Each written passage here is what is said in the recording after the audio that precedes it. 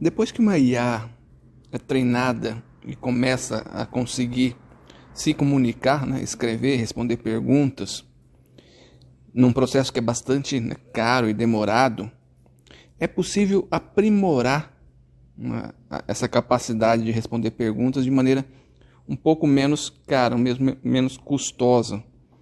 E uma dessas maneiras é utilizando o que a gente chama de aprendizagem por reforço, junto com linhas de raciocínio, ou chain of thought. A ideia é o seguinte: a IA agora já consegue responder. Então nós criamos algumas perguntas, e ao invés de simplesmente pegar respostas, nós conseguimos fazer com que a própria pergunta, aqui eu dou um exemplo bem simples, ó. Se João tem 8 maçãs e dá 3 para Maria, com quantas maçãs ele fica? A IA poderia simplesmente responder, né? 4, 5, 6, 10, dá um número, mas você pode na própria pergunta pedir para ela explicar a resposta, ou explicar detalhadamente a resposta, ou criar uma estrutura de resposta que obrigue a IA a construir o que a gente chama de uma linha de raciocínio até chegar a essa resposta.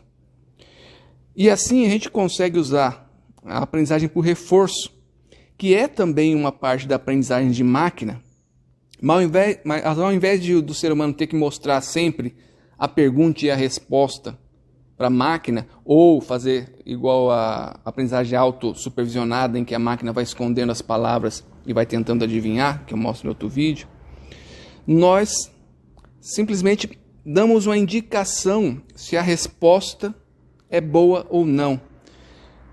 É como se fosse um reforço positivo ou negativo. Então você não precisa mais dar a resposta, mas a própria IA dá as respostas e nós de alguma maneira classificamos essa resposta. É possível fazer as perguntas, né? E isso é comum, quando você faz a mesma pergunta 2 vezes, a IA não dá sempre a mesma resposta. Tá? Ela tem lá, né, no próprio os mecanismos de resposta, uma coisa que a gente chama de processos estocásticos, que permitem essas variações. Então é possível fazer uma pergunta várias vezes e coletar várias respostas da IA. E aí tentar classificar, ranquear, fornecer, né, algum retorno, algum reforço, seja positivo ou negativo, para a IA poder aprimorar a sua capacidade, nesse caso, de responder. Então, na aprendizagem por reforço, a IA não recebe a resposta da pergunta. A gente gera várias respostas. Se for nessa linha do COT, ou Chain of Thought, a gente pede para ela descrever os raciocínios para cada resposta.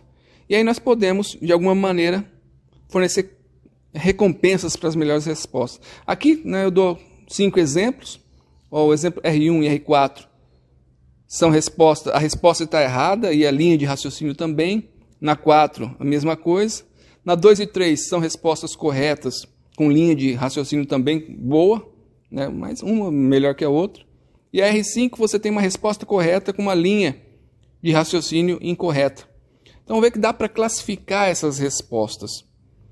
Geralmente, as linhas de raciocínio são bem mais complexas que isso. Tá? Esse é um exemplo bastante simples, só para ilustrar a ideia, mas são problemas de lógica, problemas de matemática, problemas de programação, e muitas vezes problemas que a gente consegue gerar automaticamente, para não precisar, né, um ser humano ir lá e classificar e dizer se a resposta é boa ou não, se a linha de raciocínio é boa ou não. Nós temos como automatizar um pouco isso para poder gerar exemplos de linhas de raciocínio que sejam interessantes. Uma coisa muito bacana que a gente percebe é, tipo, se você faz um treinamento desse tipo, uma linha de raciocínio com problemas de computação, de programação, ela melhora em problemas de lógica ou em problemas de matemática. É bem interessante isso, essa capacidade.